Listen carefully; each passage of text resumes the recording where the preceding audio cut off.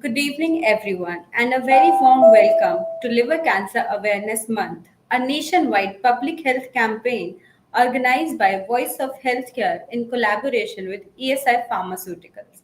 I am Dr. Muskan Ahlawat on behalf of Voice of Healthcare, and I will be coordinating today's discussion.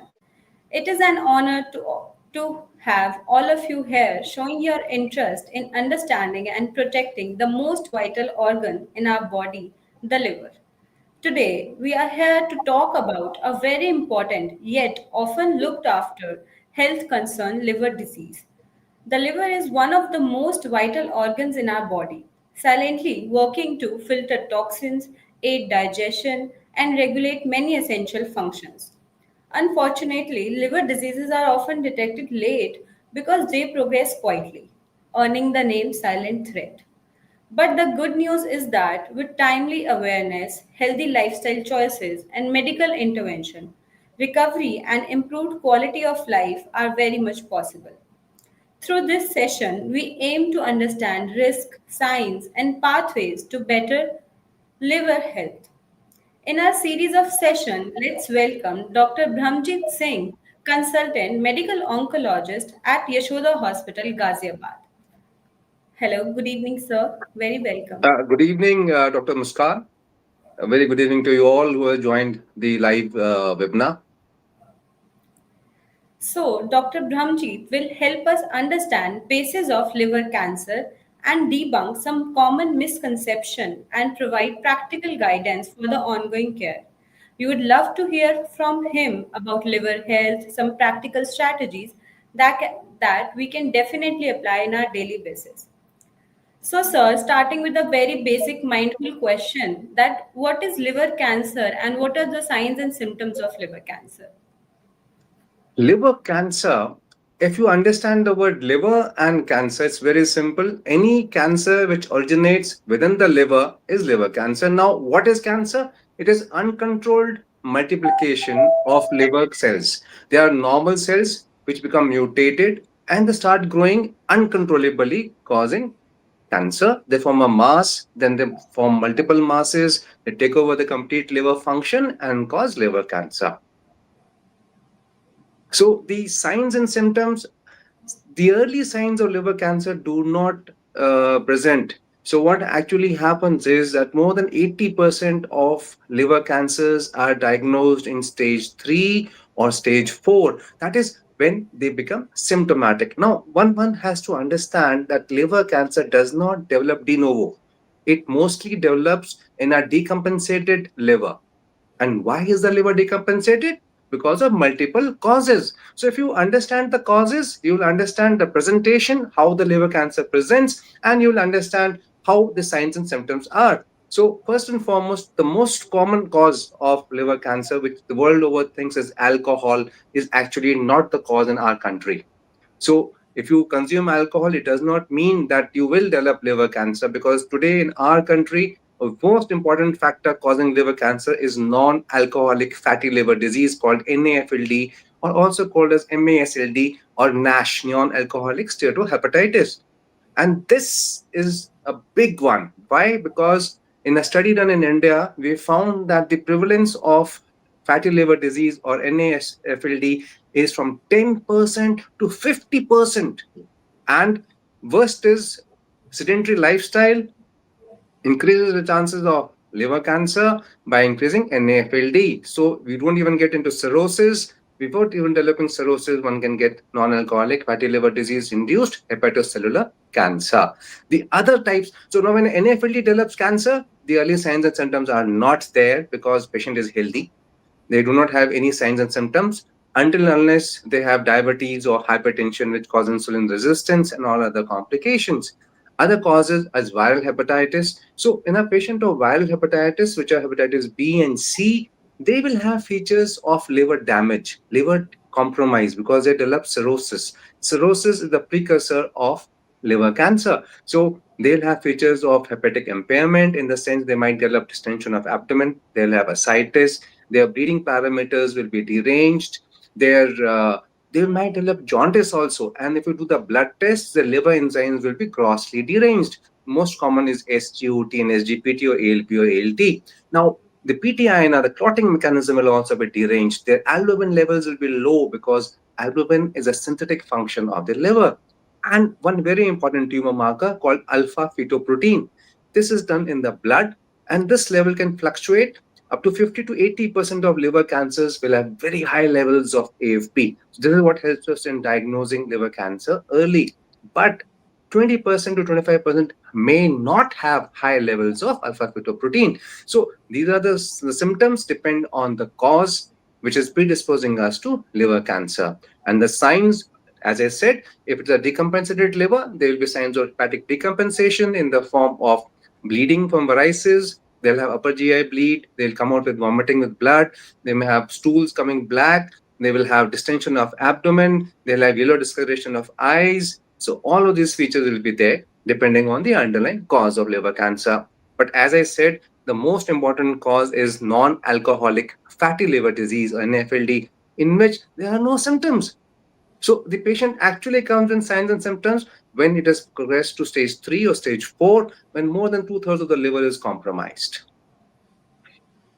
Thank you, sir, for highlighting that how it is asymptomatic first and then symptoms develop after time. So, as you mentioned about alcohol, my next question is related to that only. That many of us assume that liver disease is, just caused by consumption of alcohol. So, there are any other factors like in India we are a hub population of hypertension, diabetes, and which is the population which is you can say most at risk of liver cancer. Okay, so again, I'll divide it into two parts. Number one, Hmm. what more in addition to alcohol? Yes, 30 years down the line, we used to believe that alcohol is the main cause of liver cancer. Then 20 years down the line, we came to know that viral hepatitis, hepatitis B and C are the main causes of cancer. But thank you for asking this question because I'm really grateful to you, Voice of Healthcare and AISAI, because what is the message today? Today, the message is that our youth, our middle class, middle age population is suffering from metabolic syndrome. That metabolic syndrome is obesity, diabetes, and these predisposed to non-alcoholic fatty liver disease, which is NAFLD, which is the biggest cause of liver cancer today. It has surpassed alcohol and has surpassed hepatitis. And another big factor, which is thought provoking, is in children we have obesity coming up, and now because they're getting obese, the young children, the teenagers, they're developing NASH, non-alcoholic steatohepatitis, and obviously over a period of 5 to 10 years they will develop liver cancer. So if you're aware that alcohol is not the primary culprit today, it is the sedentary lifestyle, it is the diet that we are having, high calorie diet, deposition of fat in the liver, which is responsible for liver cancer. So very important question. And you will be shocked to know that there was a study done in India among IT professionals. About 84% of them were found to have non-alcoholic fatty liver disease. They were not consuming alcohol. So most important is sedentary lifestyle, obesity, insulin resistance, that is diabetes. All these is called metabolic syndrome, and they are the ones. See, you as the purchasing capacity of Indians is increasing, the middle class is becoming more affluent. The lifestyle is changing. They're becoming more and more desktop oriented. So we're eating more, we're storing more, and we're having more fatty liver. This is the main cause. And unfortunately, our children are also going to suffer because of this. The other causes, as I said, is viral hepatitis B and C. Now, B and C in India is there is a prevalence around 2 to 4% of hepatitis B. It comes under the intermediate zone, which is a very high zone. Around 40 million Indians are infected with hepatitis B. And how does it get transmitted? Both B and C get transmitted through body fluids and blood. So all the procedures which are done unregulated, like tattoos making, shaving, all these can cause hepatitis B. So we can prevent that. Now there's something called, India is a very peculiar country because we have an obsession with herbal supplements. Everybody wants to have herbal supplements and everybody believes that they have no side effects. Now this is the biggest misnomer. Anything that has an effect will have a side effect because it's a chemical. The chemical does not have the capacity to understand what level it will cause effect and what level it will cause a side effect. So we Indians believe that herbal supplements have no side effects, and unfortunately, we'll find a lot of patients with hepatocellular carcinoma over history of consuming herbal supplements in the form of medications, in the form of this jadi booty and that jadi booty, and then they land up with very high levels of lithium, arsenic, mercury, and they cause liver failure, cirrhosis, and liver cancer. This is very peculiar to our country because a lot of our population still believes in jadi booties. So Neem Hakim Khatraye Jan. Now, there's something called combined effect. Person consumes small amount of alcohol, smokes a bit, is on the heavier side, eats, enjoys his junk food, he lands up with a multiple effect of all these factors promoting liver cancer. So you understood, main thing is sedentary lifestyle, non-alcoholic fatty liver disease, which is causing this, followed by viral hepatitis. Alcohol comes third in line. Then comorbidities, as I said, diabetes and hypertension, and especially in children, one has to be very careful about calories. There are a few genetic factors also, such as Wilson's disease, which causes excess copper deposition in the liver, leading to cirrhosis, hemochromatosis, or common antitrypsin deficiencies. But these are smaller on the line, and since we can't do anything about them except follow up, what I like to emphasize is that the reason for liver cancer today is changing, and this is what is the most important fact. Now, who are at risk? Very, very, very important question. Especially the middle class today is at risk because you find obesity is the new normal. Okay, sedentary lifestyle is the new normal. It's because of work pressure. The purchase capacity is definitely increasing, but work pressure is also increasing, and you'll find even children now sitting in their homes playing video games instead of going outside and playing. So they have also become sedentary. The parents have become sedentary. So everybody has become sedentary, and that is why we are having a very high instance of liver cancer. So all those people who are sedentary are at increased risk of developing liver cancer. Patients who are already diagnosed with hepatitis B and C are at increased risk for liver cancer. All the professionals, especially the desktop professionals, which includes people like the IT professionals, the bankers, the corporate lawyer. I mean, there's so many people who are sitting 17 to 18 hours a day trying to earn their living. They are at risk for developing liver cancer. So they are the at-risk group. So I believe that the middle class today is the main chunk who is now suffering from, who's going to suffer from liver cancer.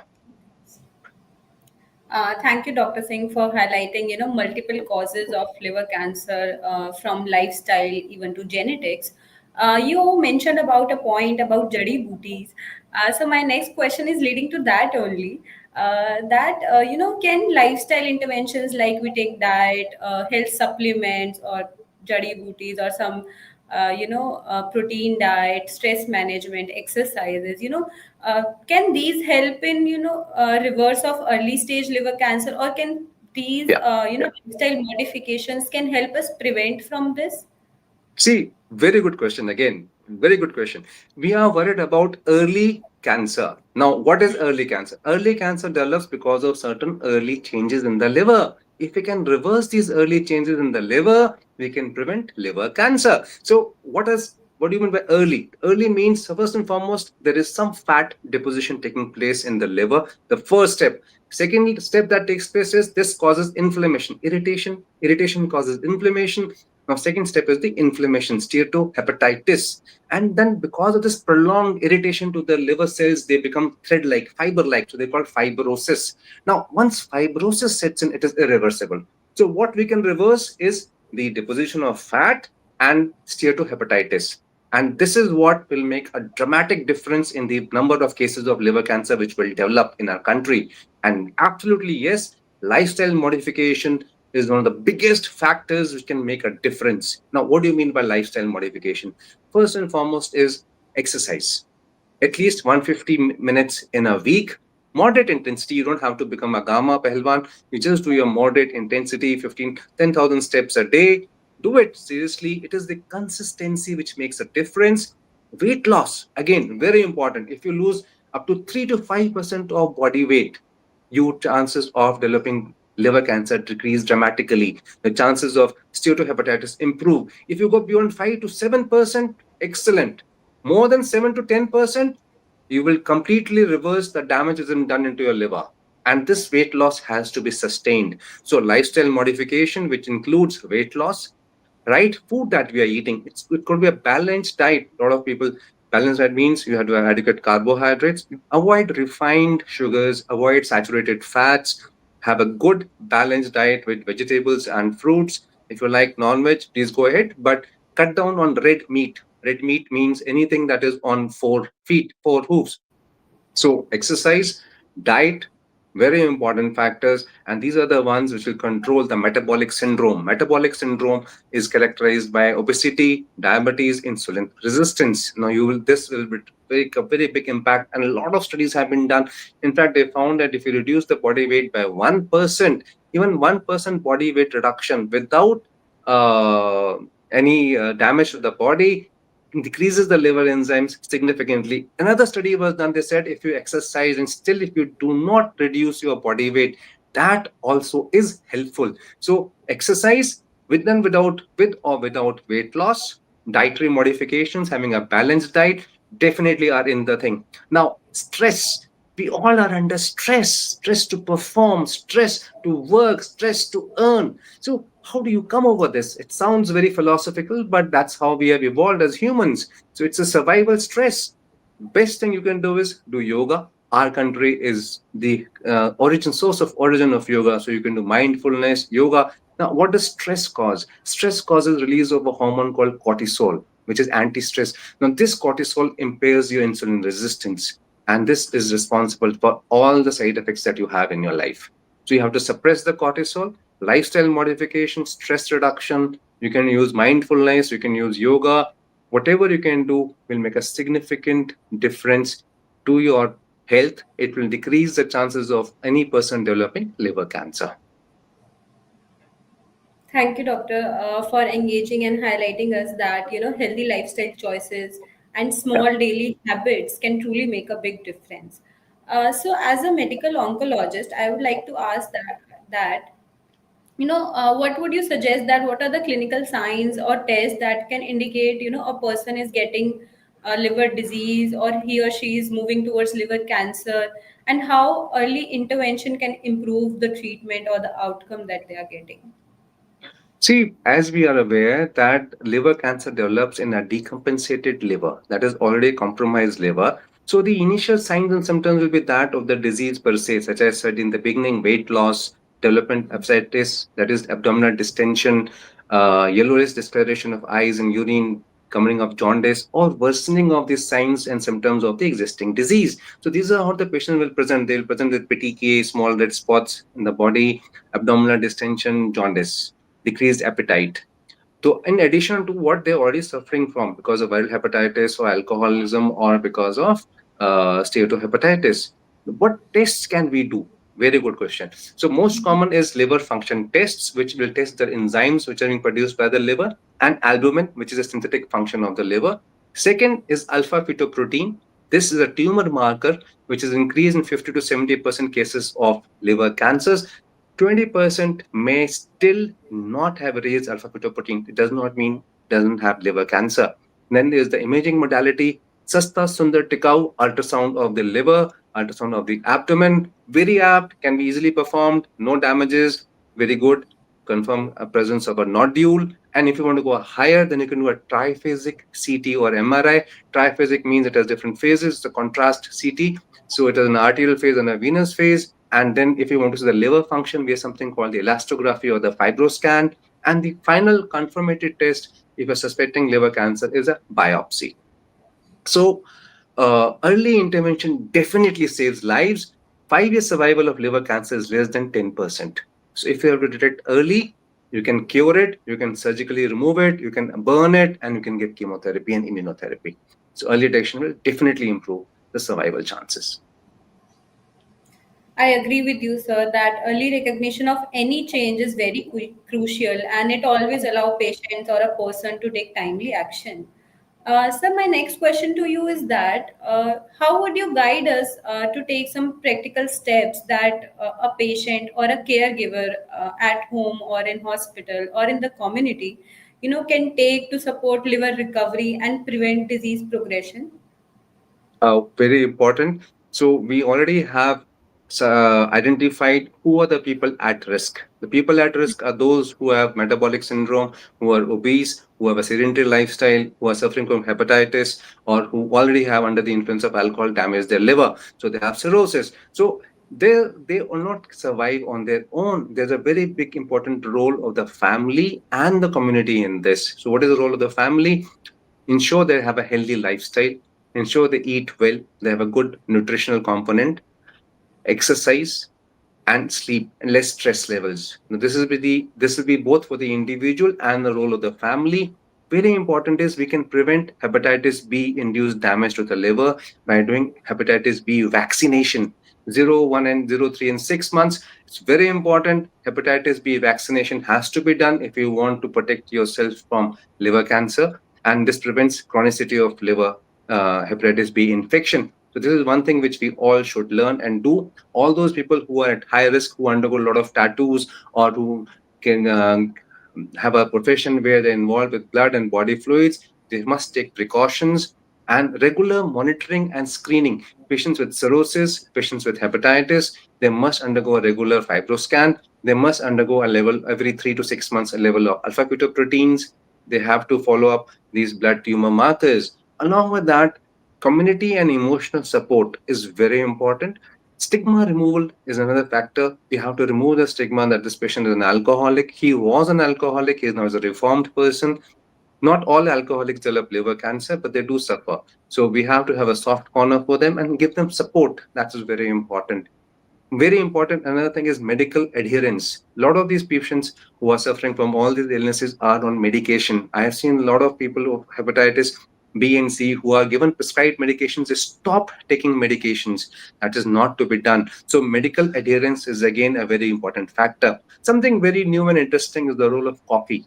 So all those who are coffee lovers, there's something very good for you. If you consume 2 to 3 cups of coffee a day without sugar and without milk, that is black coffee, probably there is a chance around 20% reduction of liver cancer. Now, these are international studies, and no such study has been done in India. But yes, definitely, if you're a coffee lover, you will benefit from this. So, eat well, sleep well.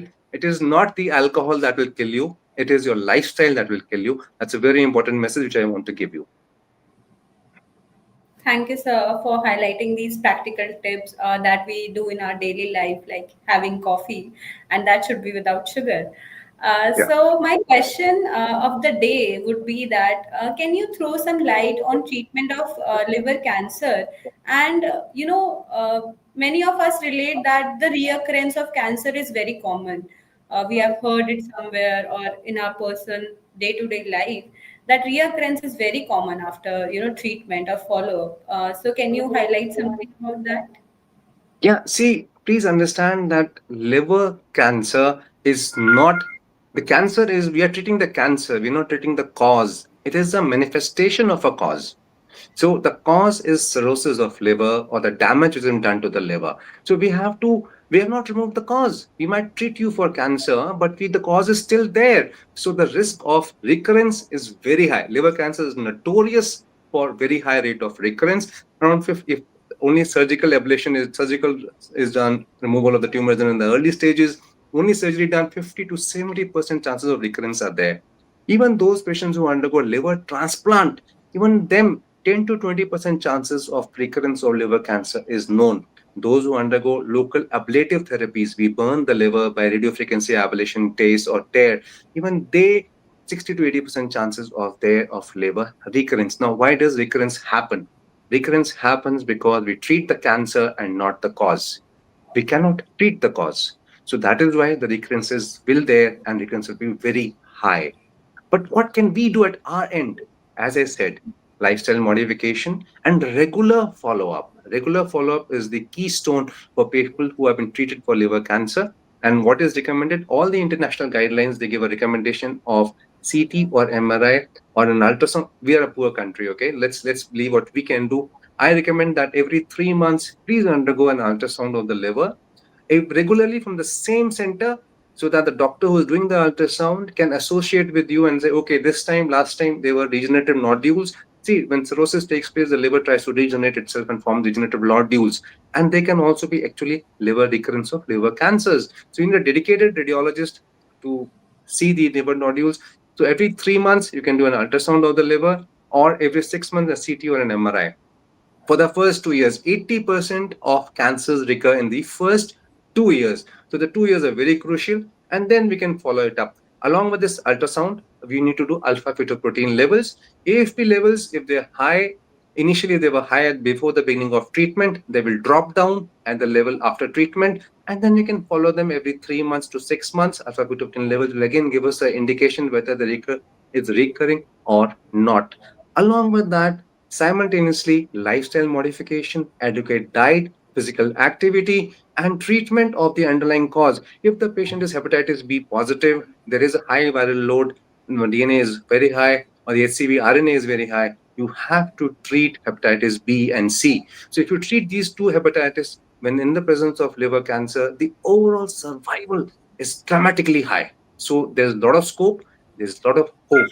See, we in oncology don't lose hope. We are here to give the patients hope and make them fit and better. So, yes, liver cancer reoccurs, but we have treatment for that also.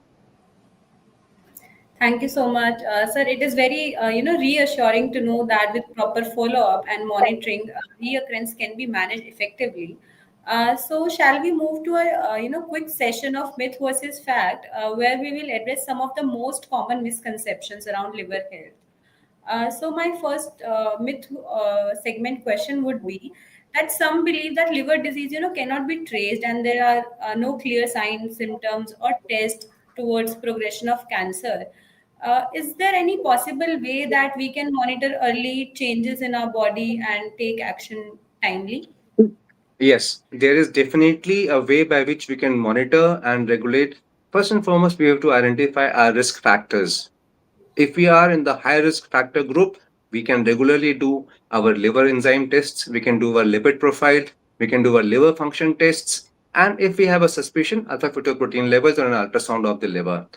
The most important is identifying the problem. See, what we usually assume is my neighbor can get liver cancer, but I can't get liver cancer. I enjoy my drinks. I sit down on my chair for 18 hours a day. I'm working hard. I'm hardly sleeping. I'm slugging myself to earn money. I'm slugging myself to make.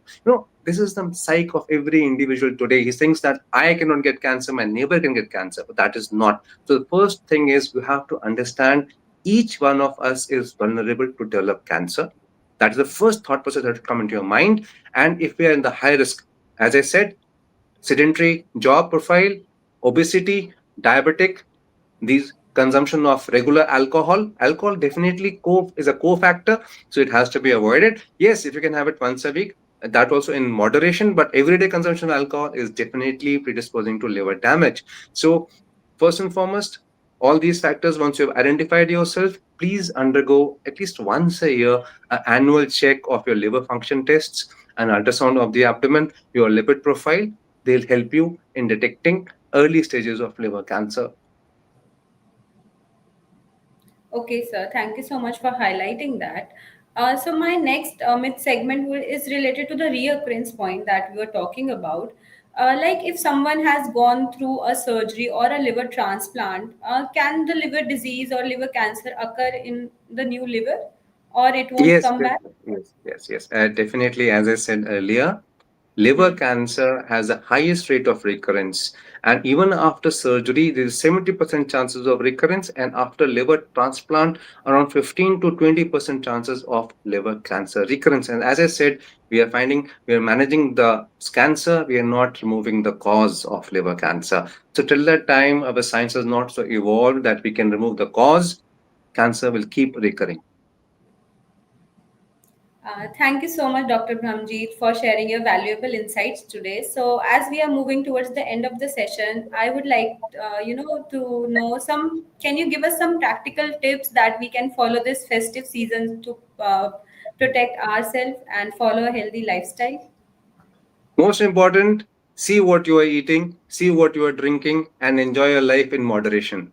That's most important. Secondly, take hepatitis B vaccination. It's going to save your life, it's going to save your partner's life because it's spread through blood and body fluids. So, vaccinate yourself against hepatitis. If you have children, vaccinate them against hepatitis B. That's the only vaccine which protects us from liver cancer. So, two things, please vaccinate yourself.